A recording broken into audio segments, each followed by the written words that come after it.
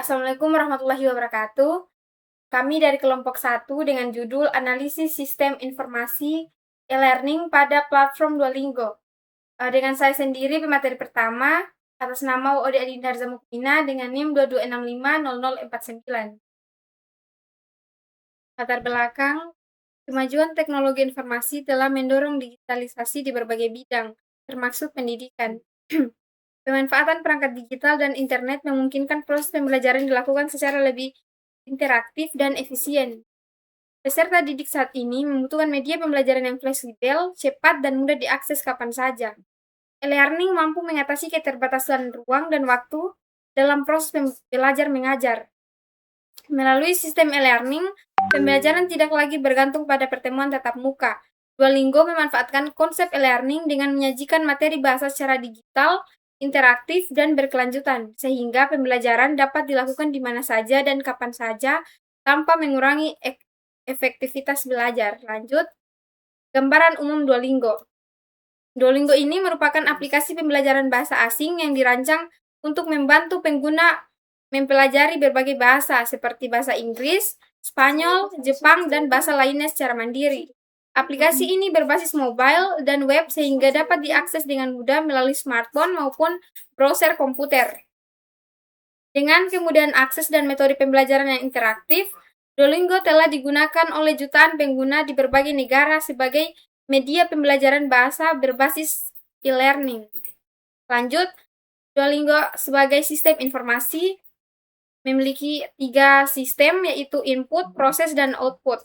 Input pada sistem Duolingo berasal dari data yang dimasukkan oleh pengguna, seperti pembuatan akun, pemilihan bahasa yang ingin dipelajari, tingkat kemampuan awal, serta jawaban pengguna pada setiap pelatihan.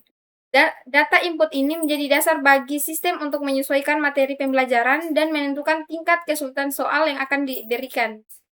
Kedua, proses. Pada tahap proses, sistem Duolingo mengolah data input pengguna dengan menyajikan materi pembelajaran secara bertahap, memberikan soal latihan, serta melakukan penilaian otomatis terhadap setiap jawaban.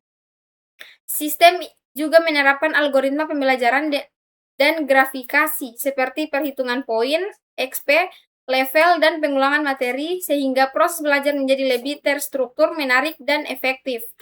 Yang ketiga ada output. Dari sistem Duolingo berupa informasi hasil belajar yang diterima oleh pengguna seperti skor latihan, perolehan XP, peningkatan level, serta laporan perkembangan belajar.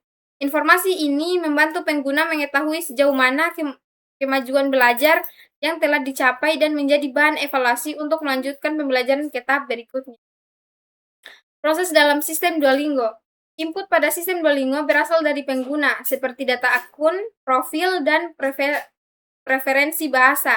Selain itu, pengguna juga memasukkan input berupa pilihan bahasa yang dipelajari serta jawaban atas setiap latihan. Data input ini menjadi dasar bagi sistem untuk menentukan materi dan tingkat kesulitan pembelajaran.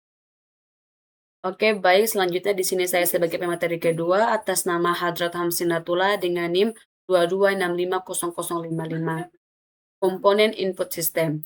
Input pada sistem Duolingo berasal dari pengguna seperti data akun, profil, dan preferensi bahasa. Selain itu, pengguna juga memasukkan input berupa pilihan bahasa yang dipelajari, serta jawaban atas setiap pelatihan.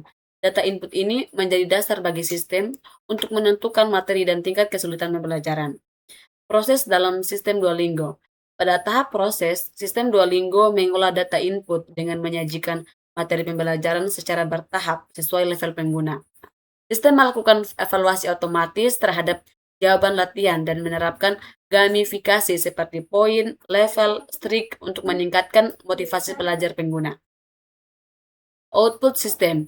Output yang dihasilkan oleh sistem Duolingo berupa skor latihan, perolehan XP, peningkatan level, serta laporan progres belajar. Informasi ini membantu pengguna mengetahui perkembangan belajar dan menjadi bahan evaluasi untuk meningkatkan ke tahap berikutnya.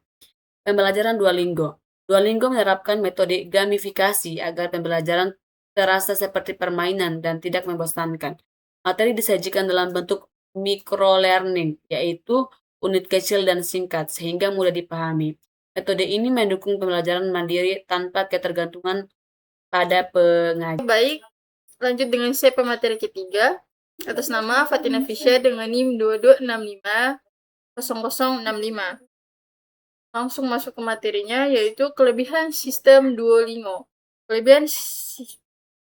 Kelebihan Duolingo terletak pada tampilannya yang sederhana dan mudah digunakan.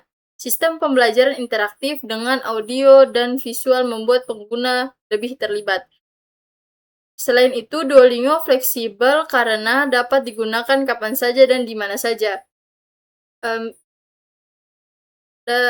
Lanjut, keterbatasan sistem Duolingo. Meskipun memiliki banyak kelebihan, Duolingo juga memiliki keterbatasan. Interaksi langsung dengan mengajar sangat terbatas. Materi tingkat lanjut kurang mendalam dan belum sepenuhnya dapat menggantikan pembelajaran formal di institusi pendidikan. Lanjut ke Duolingo dalam pembelajaran formal. Dalam pembelajaran formal, Duolingo lebih tepat digunakan sebagai media pendukung. Aplikasi ini membantu penguatan kosakata, latihan mandiri, dan meningkatkan kebiasaan belajar di luar jam pelajaran. Duolingo dalam pembelajaran formal. Dalam pembelajaran formal, Duolingo lebih tepat digunakan sebagai media pendukung. Aplikasi ini membantu penguatan kosakata, latihan mandiri, dan peningkatan kebiasaan belajar di luar pelajaran. Di sini saya sebagai pemateri keempat dengan nama Nurdia dengan NIM 22650040. Materi selanjutnya di sini yaitu analisis efektivitas. Duolingo di sini terbukti efektif dalam meningkatkan motivasi belajar melalui gamifikasi. Sistem ini juga mendorong kemudahan belajar dan sangat cocok digunakan oleh pemula yang ingin mempelajari bahasa asing dari dasar. Selanjutnya di sini Duolingo dalam pembelajaran formal. Dalam pembelajaran formal, Duolingo lebih tepat digunakan sebagai media pendukung. Aplikasi ini membantu penguatan kosakata, latihan mandiri, dan meningkatkan kebiasaan belajar di luar jam pelajaran. Baik, kita masuk di sini pada kesimpulannya, yaitu Duolingo merupakan sistem informasi e-learning yang efektif untuk pembelajaran bahasa dasar. Namun, karena memiliki keterbatasan, penggunaannya perlu dikombinasikan dengan metode pembelajaran lain agar hasil belajar lebih optimal dan komprehensif. Baik, demikian dari saya. Mohon maaf apabila ada salah kata. Saya akhiri dengan wassalamualaikum warahmatullahi wabarakatuh.